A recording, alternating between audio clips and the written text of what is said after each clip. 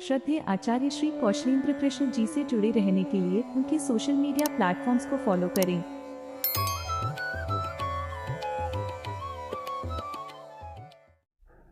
श्रीमन्नारायण विजय थे। और हमारे जितने भी गुरुजन हैं, अग्रज हैं, श्रेष्ठ जन हैं, सबके चरणों पर वंदन करते हुए, देखिए कुछ समय पूर्व हमसे किन्हीं ने कहा था कि आप एक बार भारतीय समय मापनी की जो पद्धति है, जो हमारे शास्त्रों में प्राप्त है, उस पर आप एक वीडियो बनाइए। वैसे तो इस पर बहुत सारे वीडियो उपलब्ध हैं और भागवत इत्यादि कथा में समुचिततया जितने भी विद्वान हैं वो वर्णन करते ही हैं। कभी कभार समय को ध्यान में रख करके सरसरी तौर पर उसको बताना पड़ जाता है, जल्दी जल्दी में निकलना पड़ता है, ऐसी स्थितियां बनती हैं। लेकिन फिर भी स्पर्श तो हर एक अच्छा वक्ता करता है, तो हमने सोचा कि इस विषय में चर्चा करें आज की वीडियो में। तो देखिए, काल गणना के विषय में यदि हम चर्चा करें तो भारतीय टाइम स्केल को, जो समय मापनी है, भारतीय समय मापनी, उसको वर्तमान समय में जितने भी वैज्ञानिक हैं सभी लोग सबसे बड़ी समय मापनी के रूप में मानते हैं। और यदि हम देखें हमारे वर्ष के विषय में, तो हमारा जो एक वर्ष होता है वो देवताओं का एक वर्ष होता है, वो ब्रह्मा का एक वर्ष होता है, वो इसमें बहुत भेद है। और ये बात केवल हम नहीं, आधुनिक समय में इसका शोध करके अलग प्रकार से, अलग रूप से वैज्ञानिक भी इसको सिद्ध कर चुके हैं। वो कहते हैं कि एक ग्रह में अलग समय, दूसरे ग्रह में अलग समय, कुछ स्थितियां होती हैं जिसके कारण वो परिवर्तित हो जाते हैं। समय का जो ताना बाना है वो अलग अलग ग्रहों में अलग अलग विद्यमान रहता है, ऐसा उनका कहना होता है। जहाँ पर संभवतः हमने यहाँ तक सुना था, हम गलत भी हो सकते हैं, ये सुनी बात है कि जिस ग्रह पर गुरुत्व बल अधिक होता है वहां पर समय धीरे चलता है, ऐसा कुछ संभवतः हमने सुना था। हम, हो सकता है हमने गलत भी सुना हो, ये बहुत पहले की बात है तो हमको स्मरण नहीं, एक ऐसा याद आया तो हमने आपके समक्ष रखा। तो देखिए, अगर हम हमारे एक वर्ष की बात करें, अर्थात मनुष्यों के यदि एक वर्ष की हम चर्चा करें, तो हमारे एक वर्ष को आप देवताओं के एक दिन से तुलना कीजिए। उनका एक दिन हमारा एक वर्ष होता है। जैसे 2 अयन होते हैं एक वर्ष में, उत्तरायण और दक्षिणायन, इसको आप टोटल पूरा एक वर्ष को उत्तरायण दक्षिणायन दोनों को मिला करके अहोरात्र समझिए देवताओं का। तो हम यहाँ से शुरू नहीं करते हैं, हम कला, निमेष इत्यादि वहाँ से यदि शुरू करें तो देखिए, यदि हम निमेष की बात करें तो शास्त्रों में बताया गया है कि अक्ष पक्ष्म परिक्षेपो निमेषः परिकल्पितः। अर्थात निमेष किसको कहा गया? अक्षि पक्ष्म परिक्षेपो, ये जो हम पलक झपकाते हैं, तो पलक झपकाने का जो समय होता है, इसी समय को निमेष कहा जाता है। पलक के गिरने का जो समय है वो निमेष हो गया। और 15 बार यदि आपके पलक गिर गए तो समझिए आपकी पलक को 15 बार गिरने में 1 काष्ठा का समय लगा, तो 15 निमेष की 1 काष्ठा कही गई। 30 काष्ठा की 1 कला कही जाती है, और 30 कला का 1 मुहूर्त होता है, और 1 अहोरात्र में 30 मुहूर्त होते हैं, और 30 दिन का 1 महीना होता है, 1 मास।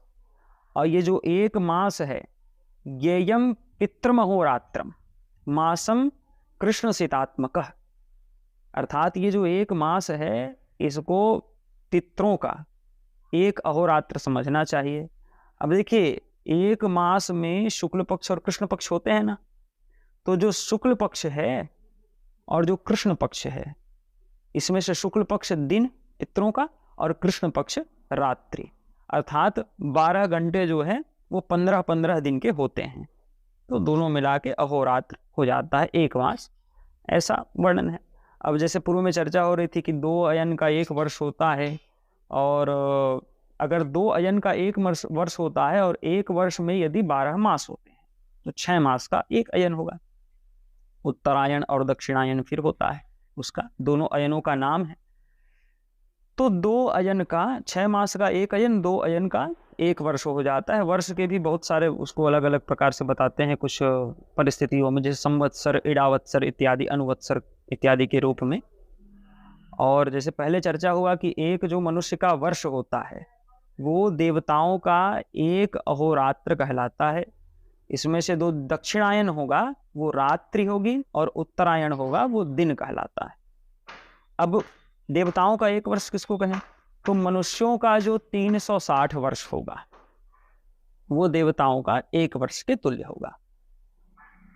अब यहां से हम युग मान की यदि चर्चा करें तो देवताओं का 4000 वर्ष जो होता है वो 1 युग के समान होता है। देवताओं का 4000 वर्ष 1 युग, कौन सा युग? तो सतयुग। अब 4000 वर्ष यदि सतयुग है, इसके उपरांत फिर संध्या और संध्यांश भी है, तो 400 वर्षों की संध्या तथा इतने ही का संध्यांश शास्त्रों में बताया गया है। तो ये हुआ 1 युग की बात। अब जैसे 4000 बताया गया और 400 बताया गया, इसमें से आप 100 घटा दो तो वो त्रेता युग हो जाएगा। फिर उसमें से 100 घटा दो और 1000 घटा दो, 1000 में से 1000, 100 में से 100 घटा दो तो वो द्वापर युग हो जाएगा। और फिर 1000 और 100 जब बचेगा तो वो जो है वो कलयुग का मान वहां पर बताया जाता है। अब ये देवताओं के हिसाब से है भैया। अब यदि यहाँ पर हम मनुष्यों के हिसाब से देखें तो 17,28,000 वर्ष का सतयुग, 12,96,000 वर्ष का त्रेता युग और 8,64,000 वर्ष का द्वापर युग, और सतयुग का तो पता ही है 4,32,000 वर्ष मनुष्य वर्षों में। देव वर्षों का पहले बता चुके, मनुष्य वर्षों में ये जो है 4,32,000 वर्ष का कलयुग बताया जाता है। और अब इन चारों को यदि हम जोड़ दें तो चारों युगों की जब एक आवृत्ति हो जाती है तो कहते हैं कि एक चतुर्युग या एक चतुर्युगी बीत गई। 4 युगों का समूह उसको चतुर्युग कह देते हैं। अब देव वर्ष में यदि हम देखें तो 12,000 देव वर्षों में संध्या और संध्यांश के सहित 12,000 देव वर्षों में वो चतुर्युग होता है। एक चतुर्युग, चारों युग एक बार पलट गए, ये समझिए एक आवृत्ति उनकी हो गई। अब मनुष्यों में यदि इस वर्ष के 12,000 देव वर्ष की यदि हम गणना करें 4 युगों के चक्र की, तो ये लगभग 43,20,000 वर्षों में एक चक्र चतुर्युग का घूमता है। और ऐसे ही जब 71 चतुर्युग, अच्छा कहीं कहीं पे भी 71 से कुछ अधिक बढ़ जाए क्रम, तो उतना जब हो जाता है तो उसको एक मनवंतर कहा जाता है। एक मनवंतर बीत जाता है, ऐसा कहते हैं। अब अगर मनुष्यों के हिसाब से हम गणना करें इस वर्ष की, एक मनवंतर में कितने वर्ष होंगे, तो वो होंगे 30,67,20,000 वर्ष। 71 चतुर्युग जब बीतेगा एक मनवंतर जब कहलाएगा। हर मनवंतर में अलग अलग मनु का अवतार होता है, उनका अधिपत्य होता है। इंद्र अलग होते हैं, सप्तर्षि अलग होते हैं, देवता अलग होते हैं। जैसे सर्वप्रथम हमारा जो श्वेत वाराह कल्प है, इसमें सर्वप्रथम जो मनु हुए उस समय याम नामक देवता थे। वही याम जो हैं अभी आदित्य के नाम से, आदित्य के रूप में, देव के रूप में प्रतिष्ठित होते हैं। ऐसा वर्णन शास्त्रों में मिलता है। अलग अलग देव, अलग मनु, अलग इंद्र, ऐसा होता है। तो जैसे अभी के जो इंद्र हैं, धर्यो कर छत्र पुरंदर धारण, इस प्रकार से जो रसखान की रचना है, संभवतः ये रसखान जी ने लिखा था। तो पुरंदर कौन है? इंद्र है, और पुरंदर नाम का इंद्र है। सर्वप्रथम जब याम की चर्चा हो रही तो कह दें, जिस समय याम नामक देव थे और स्वयंभू मनु का प्रारंभ हुआ था उनके आधिपत्य क्षेत्र, उनके आधिपत्य काल का, तो उस समय स्वयं भगवान यज्ञ नारायण इंद्र बने थे। तो इंद्र भी परिवर्तित होते रहते हैं, अर्थात समझिए कि वो एक पद है। इंद्र कोई एक विशेष एक व्यक्ति नहीं, एक पुरुष नहीं, अपितु वो एक पद के रूप में बताया गया है। जैसे व्यास भी एक पद हो जाता है हर द्वापर युग में जो परिवर्तित होता है, इस प्रकार से। तो एक मनवंतर के विषय में देख लिया हमने। एक मनवंतर 71 चतुर्युग का, मनुष्य के रूप, मनुष्य के माध्यम से, मनुष्य की गणना से उसका कितने वर्ष का काल होता है, ये भी हमने सुन लिया।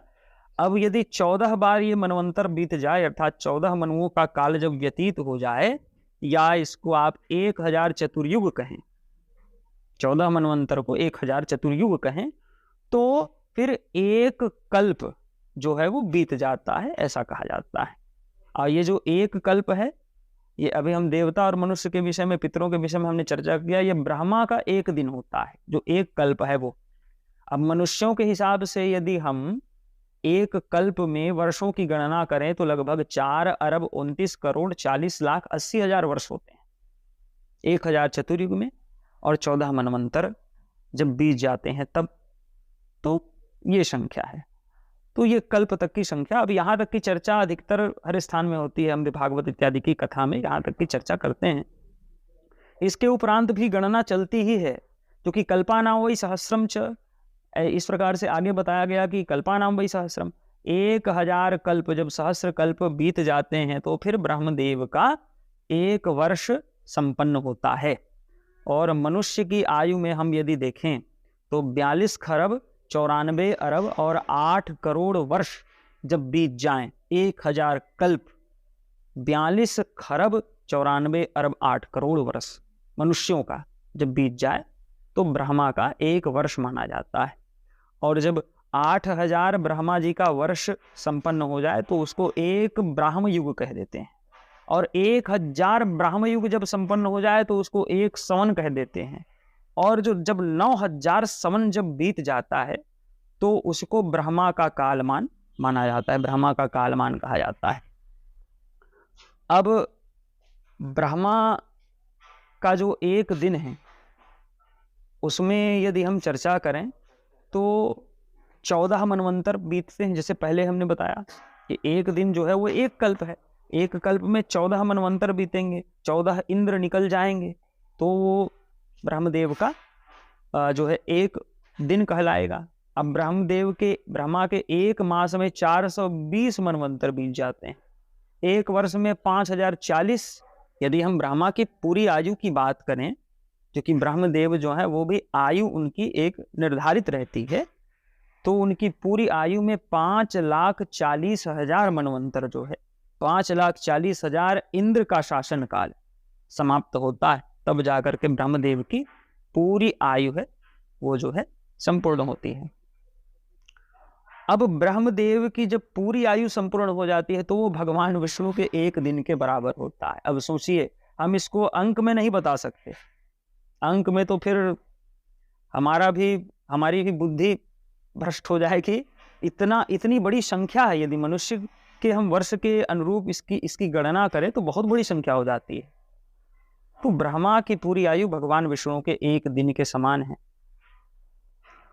और अलग अलग कल्पों में जो तीनों देव हैं वो एक दूसरे के माध्यम से उत्पन्न होते रहते हैं, कभी शिव से, कभी विष्णु से, कभी ब्रह्मा से। सर्वप्रथम क्या होता है, पहले ईश्वर की आज्ञा से पुरुष से समन्वित जो अव्यक्त है उससे बुद्धि आदि जो विकार होते हैं ना, उसकी उत्पत्ति हो जाती है।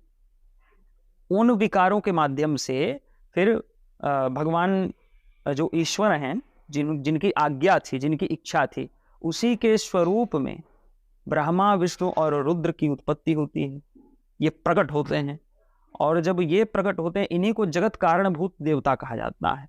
इन जगत के कारण कहे जाते हैं। इनको फिर इनका कार्य सौंपा जाता है ईश्वर के माध्यम से। उनमें और ईश्वर में वस्तुतः तत्वतः कोई भेद नहीं होता, केवल आप स्वरूपात्मक भेद आप समझिए, ऐसी स्थिति है। तो उनको उनका कार्य दे दिया जाता है, वो अपने अपने कार्य में प्रवृत्त हो जाते हैं सृष्टि, स्थिति और विनाश के लिए।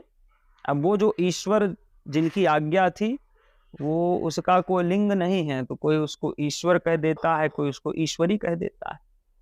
वो कोई ईश्वर कह रहा है और कोई सृष्टि स्थिति विनाशानाम शक्ति भूते सनातनी, इस प्रकार से उसको कोई ईश्वरी भी कहता है। तो ये है। अब ये जो त्रिदेवों का प्राकट्य हुआ, इसमें हमको भिन्नता कभी नहीं करना चाहिए, इनमें कोई भेद नहीं है। एते परस्परोत्पन्ना कहा गया, ये जो है एक दूसरे से उत्पन्न होते हैं। धारयन्ति परस्परम, एक दूसरे से उत्पन्न होते हैं और एक दूसरे को धारण करते हैं। तो ऐसा वर्णन इसमें है। तो क्वचित ब्रह्मा, क्वचित विष्णु, क्वचित रुद्रः प्रशंस्यते, नानेन तेषाम आधिक्यम ऐश्वर्यम चातिरिष्यते। अब इनका कितने भी आप प्रशंसा करो, कोई ब्रह्मा की प्रशंसा करता है, कोई विष्णु की प्रशंसा करता है, कोई रुद्र की प्रशंसा करता है, किंतु उस प्रशंसा से भी इनमें से किसी एक का अन्य से अधिक ऐश्वर्य नहीं स्थापित हो सकता, क्योंकि तीनों एक हैं, इसलिए सबका ऐश्वर्य समान है। नानेन तेषाम आधिक्यम ऐश्वर्यम चातिरिष्यति, इसीलिए कह दिया। और जो लोग इनकी निंदा करते हैं या एक की बड़ाई दूसरे की निंदा तीनों देवों में से कर देते हैं, उनको कह दिया गया